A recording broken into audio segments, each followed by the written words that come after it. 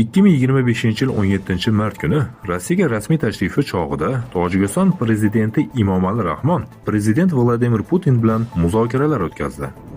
Muzokaralar chog'ida ikki tomonlama hamkorlikning asosiy masalalari, strategik sheriklikni rivojlantirish istiqbollari, kollektiv xavfsizlik shartnomasi tashkiloti mas'uliyati doirasida xavfsizlikni ta'minlash, maxsus xizmatlar va huquq-targ'ibot idoralari faoliyatini muvofiqlashtirish masalalari muhokama qilindi. Prezidentlar va delegatsiyalar uchrashuvlari yakunlari bo'yicha Rossiya va Tojikiston vakillari qator hujjatlarni imzoladilar.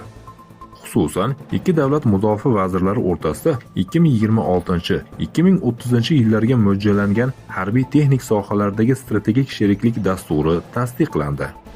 Putin matbuotga bergan bayonotida Emomali Rahmon bilan muzokaralar chog'ida Markaziy Osiyodagi xavfsizlik masalalari, xususan Afg'oniston hududidan kelayotgan tahdidlarni hisobga olgan holda muhokama qilinganini ta'kidladi.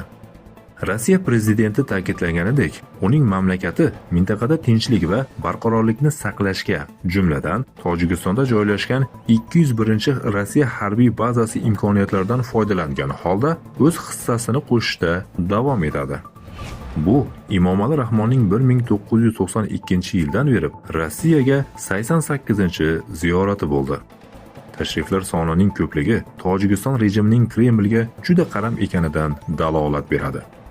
Emomali Rahmon Rossiya ko'magi bilan Tojikistonda fuqarolar urushi davrida hokimiyat tepasiga keldi va bu uni Rossiya manfaatlarini himoya qilishga majbur qiladi. Rossiyaning 201-diviziyasi Tojikistonda joylashgan bo'lib, ularning soni deyarli butun tojik armiyasi soniga teng. Bundan tashqari, Buxtar shahrida harbiy baza va Nurek shahrida oyna, kosmik va optik tolali stansiya mavjud. Kollektiv xavfsizlik shartnomasi tashkiloti kelishuvlari doirasida Tojikiston g'arbida Rossiyaning S-300 zenit raketa komplekslari joylashtirildi. Tashqi bosqin yoki ichki mojaro yuz bergudek bo'lsa, Dushanbe asosan Rossiya harbiy bazasiga tayanadi. Hozir Rossiya Ukrainadagi urush bilan band va zaiflashgan, ammo shunga qaramay Markaziy Osiyoda o'z ta'sirini saqlab qolishga harakat qilmoqda. Shu maqsadda Moskva Shanxay hamkorlik tashkiloti, Yevrosiyo iqtisodiy ittifoqi, bojxona ittifoqi kabi tashkilotlardan, shuningdek, Tojikiston va Qirg'izistonda joylashgan harbiy bazalaridan foydalanadi.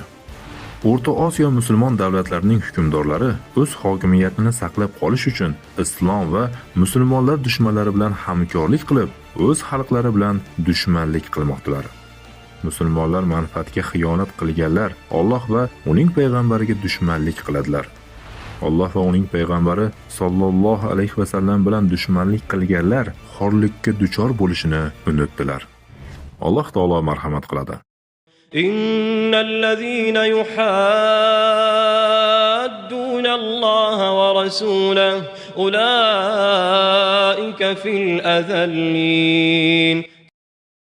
Albatta, Alloh va uning payg'ambari chizgan chiziqdan chiqqan kimsalar ana o'shalar eng xor kimsalar qatoridadirlar.